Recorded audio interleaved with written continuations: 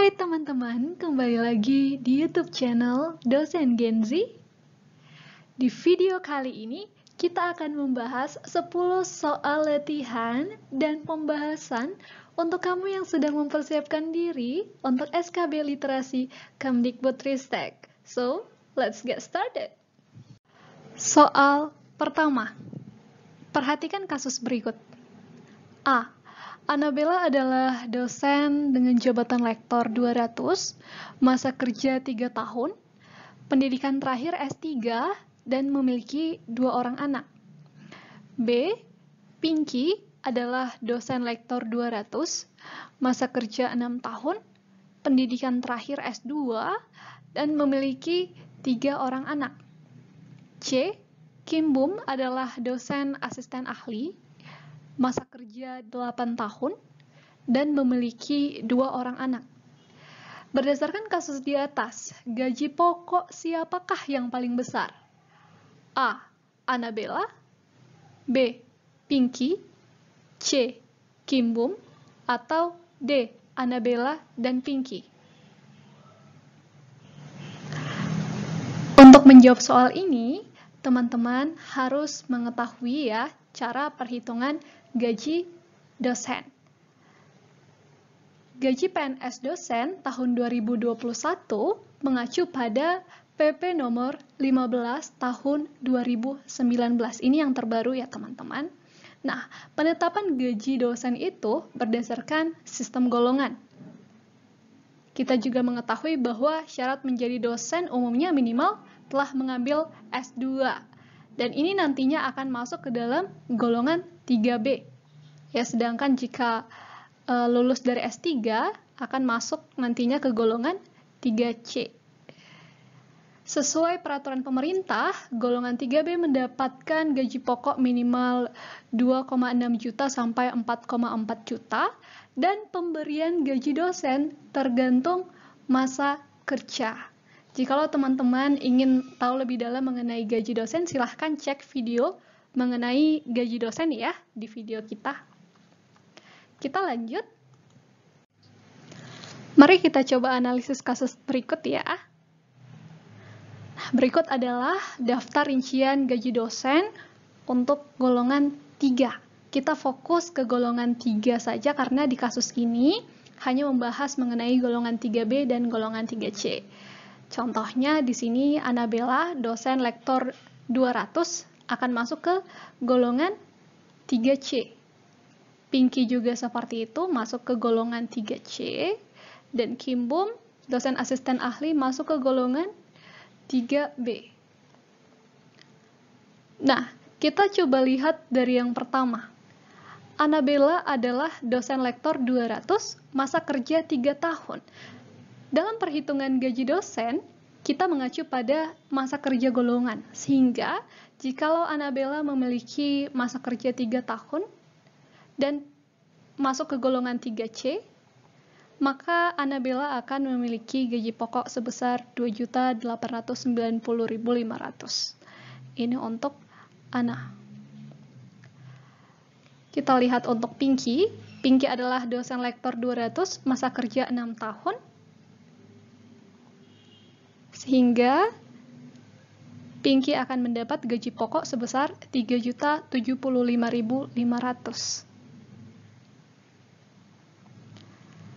C. Kim Bum, dia adalah dosen asisten ahli dengan masa kerja 8 tahun dan tidak memiliki anak. Nah, Kim Bum akan memperoleh gaji sebesar 3.043.600. Sehingga, jikalau kita lihat gaji pokok yang tertinggi diperoleh oleh Pinky. Ini Kim Bum ya, dapat 3 juta, Pinky lebih besar daripada Kim Bum. Sehingga, jawaban yang tepat adalah Pinky. Mungkin teman-teman ada yang bingung, apakah anak di sini memiliki pengaruh terhadap perhitungan gaji pokok dosen? Tentu tidak. Namun, ini akan berhubungan dengan tunjangan, ya, tunjangan yang diperoleh oleh dosen.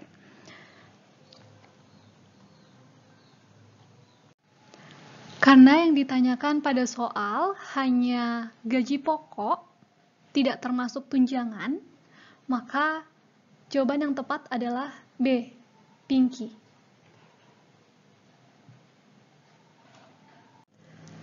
Soal kedua, PNS yang diangkat pertama kali dalam jabatan akademik dosen harus memenuhi syarat ini, kecuali A. Berijazah paling rendah S2 dan pendidikan tinggi terakreditasi. B. Pangkat paling rendah golongan 3B. C. Memiliki karya ilmiah yang diterbitkan pada jurnal ilmiah internasional. D. Nilai prestasi kerja bernilai baik minimal dalam 1 tahun terakhir.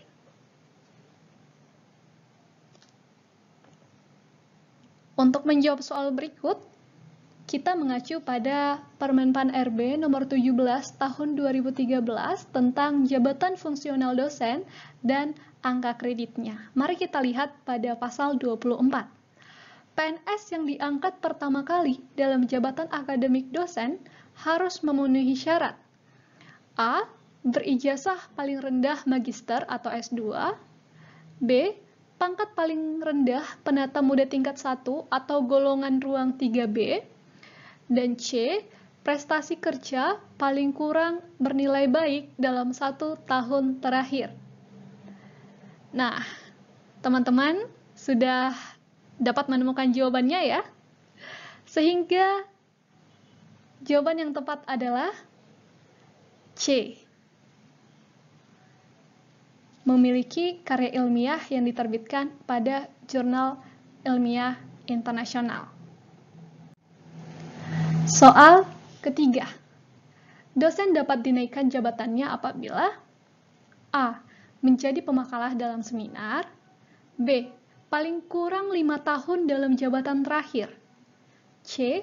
Nilai prestasi kerja bernilai baik minimal dalam 2 tahun terakhir. D. Memiliki integritas dalam menjalankan tugas.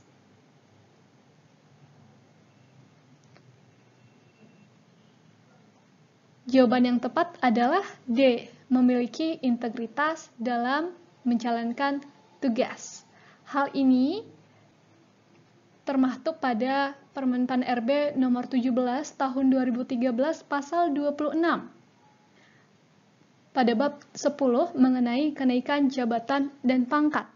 Pada ayat 1 dinyatakan bahwa dosen dapat dinaikkan jabatannya apabila A. Mencapai angka kredit yang disyaratkan. B. Paling kurang 4 tahun dalam jabatan terakhir. C. Nilai prestasi kerja paling kurang bernilai baik dalam 1 tahun terakhir. Dan D. Memiliki integritas dalam menjalankan tugas. Sehingga jawaban yang tepat adalah D. Memiliki integritas dalam menjalankan tugas.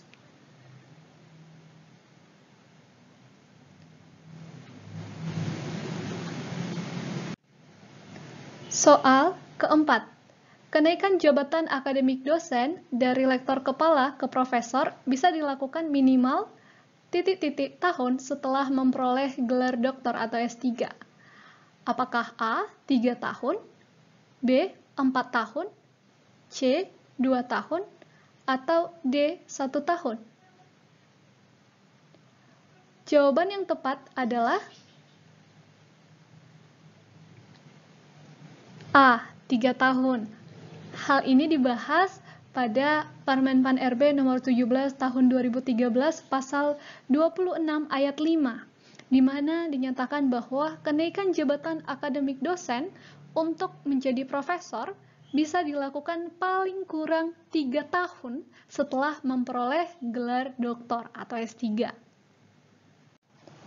Soal kelima. Dosen dibebaskan sementara dari jabatannya kecuali apabila A. Diberhentikan sementara dari PNS. B. Menjalani cuti di luar tanggungan negara. C. Menjalani tugas belajar kurang dari 6 bulan. Atau D. Ditugaskan secara penuh di luar jabatan akademik dosen.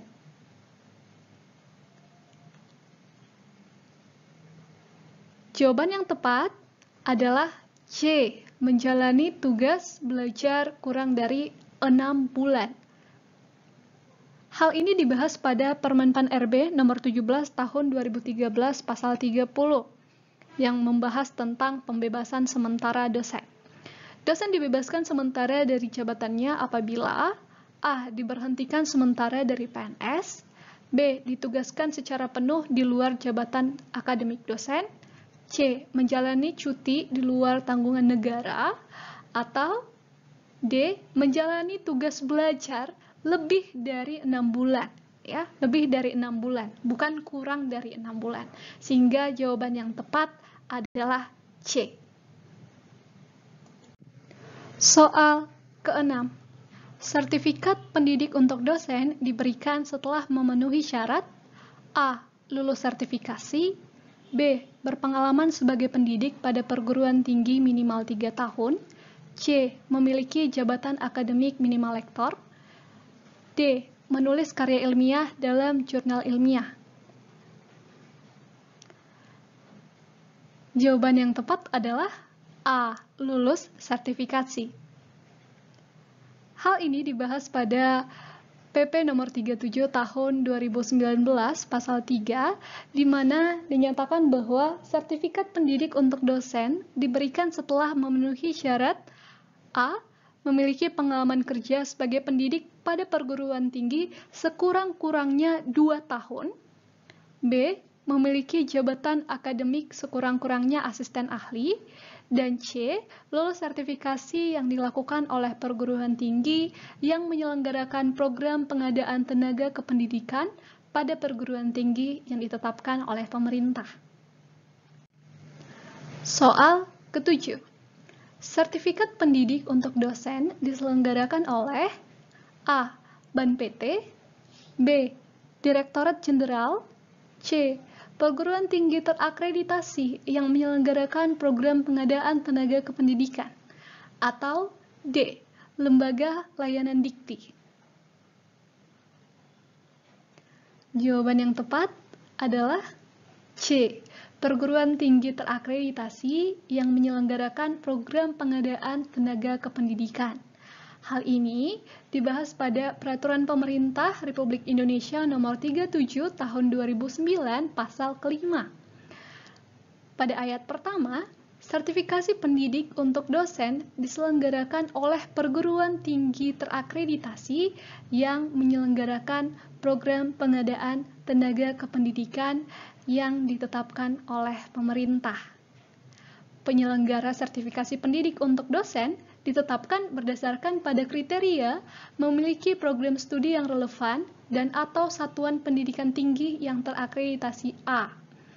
Nah, pada ayat ketiga dinyatakan dalam hal kriteria tersebut belum dipenuhi, Menteri dapat menentukan kriteria lain yang diperlukan untuk penetapan perguruan tinggi sebagai penyelenggara sertifikasi pendidik untuk dosen. Ayat keempat, jumlah peserta sertifikasi pendidik untuk dosen setiap tahun ditetapkan oleh Menteri. Dan ayat kelima, ketentuan lebih lanjut mengenai kriteria perguruan tinggi penyelenggara sertifikasi pendidik untuk dosen, sebagaimana diatur pada ayat 2 dan 3, diatur dengan peraturan Menteri. Soal ke-8. Tunjangan profesi diberikan kepada dosen yang memenuhi persyaratan ini, kecuali A. Memiliki sertifikat pendidik, B. Terdaftar sebagai dosen tetap, C. Melaksanakan tridharma perguruan tinggi, atau D. Berusia paling tinggi 60 tahun.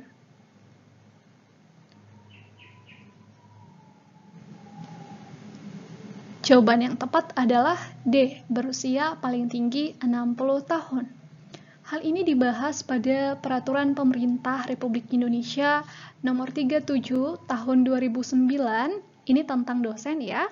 Pasal 8, kita lihat yang pertama. Tunjangan profesi diberikan kepada dosen yang memenuhi persyaratan 1. Memiliki sertifikat pendidik yang telah diberi nomor registrasi dosen oleh departemen. Kedua, melaksanakan tridharma perguruan tinggi dengan beban kerja minimal sepadan 12 SKS dan maksimal sepadan 16 SKS pada setiap semester. Ketiga, tidak terikat sebagai tenaga tetap pada lembaga lain di luar satuan pendidikan tinggi tempat yang bersangkutan bertugas. Keempat, terdaftar pada departemen sebagai dosen tetap. Dan kelima, berusia maksimal 65 tahun bagi asisten ahli, lektor dan lektor kepala, dan berusia maksimal 70 tahun bagi profesor. Soal ke-9. Tunjangan profesi bagi dosen dialokasikan melalui A. Anggaran pendapatan dan belanja negara, B. Dana dari Kemendikbud, C. Dana dari perguruan tinggi tempat mengajar, atau D. Dana lembaga kependidikan. Jawaban yang tepat adalah A. Anggaran pendapatan dan belanja negara. Hal ini dibahas pada Peraturan Pemerintah Republik Indonesia Nomor 37 Tahun 2009 Pasal 8 Ayat kelima, di mana tunjangan profesi bagi dosen dialokasikan melalui anggaran pendapatan dan belanja negara. Soal ke-10. Profesor yang berprestasi dapat diperpanjang batas usia pensiunnya sampai usia A. 75 tahun, B. 70 tahun, C. 65 tahun, atau D. 80 tahun. Jawaban yang tepat adalah B. 70 tahun. Hal ini dibahas pada Undang-Undang Republik Indonesia Nomor 14 Tahun 2005 Pasal 67, di mana pada ayat yang kelima, profesor yang berprestasi dapat diperpanjang batas usia pensiunnya sampai 70 tahun. Nah, pada pasal 67 ini juga dimaktubkan pada ayat pertama, dosen dapat diberhentikan dengan hormat dari jabatan sebagai dosen karena meninggal dunia, mencapai batas usia pensiun, atas permintaan sendiri, tidak dapat melaksanakan tugas secara terus-menerus selama 12 bulan karena sakit jasmani dan atau rohani. Dan yang terakhir, berakhirnya perjanjian kerja atau kesepakatan kerja bersama antara dosen dan penyelenggara pendidikan. Pada ayat yang kedua, dosen dapat diberhentikan tidak dengan hormat. Ya, jadi ayat yang pertama dan ayat yang kedua ini berbeda ya. Dosen dapat diberhentikan tidak dengan hormat dari jabatan sebagai dosen karena A. melanggar sumpah dan janji jabatan, B. melanggar perjanjian kerja atau kesepakatan kerja bersama, dan C. melalaikan kewajiban dalam menjalankan tugas selama 1 bulan atau lebih secara terus-menerus. Demikian pembahasan soal kita kali ini. Ada satu quote untuk kita dari Santosh Kalwar. Tak peduli kemana kau pergi dan apa yang kau pelajari, yang paling penting adalah apa yang kau bagikan dengan dirimu sendiri dan dunia. Semoga video ini dapat membantu Anda. Thank you for watching. Like jika suka video ini dan subscribe jika ingin berlangganan. Sampai jumpa.